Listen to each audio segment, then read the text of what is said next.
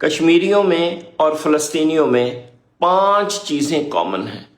Number 1 یہ کہ کشمیری اور فلسطینی دونوں ہائیلی ایجوکیٹڈ ہیں۔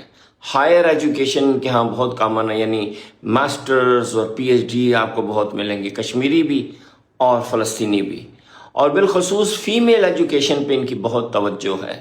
اگلا پوائنٹ، یہ دونوں بہت کریٹو نیشنز ہیں۔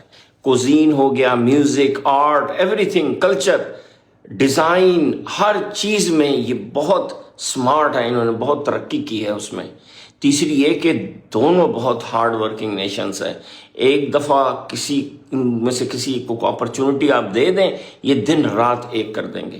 چوتھی چیز یہ کہ ان دونوں کو اپنے ان کے علاقوں سے کک آؤٹ کیا گیا، کشمیریوں کا آف کورس کشمیر سے اور فلسطینیوں کو فلسطین سے۔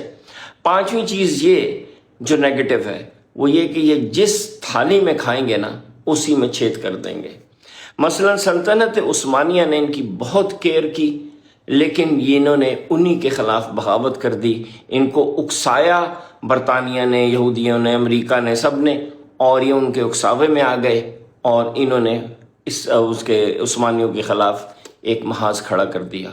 یہی چیز اب اتنے سالوں کے بعد، 70 سالوں کے بعد کشمیری کر رہے ہیں۔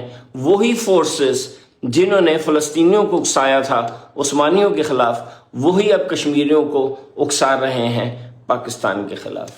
لیکن ایک تھوڑا سا فرق ہے، وہ یہ ہے کہ اس وقت عثمانی سلطنت اپنے زوال پہ تھی، ختم ہو رہی تھی، ان میں اتنی طاقت نہیں تھی کہ وہ فلسطین کو ڈیفینڈ کر سکتے۔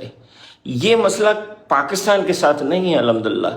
پاکستان کی انٹیلیجنس ایجنسیاں اور پاکستان کی فورسز اتنی اسٹرانگ ہیں کہ ایسا کرنا اس بار ذرا مشکل ہے۔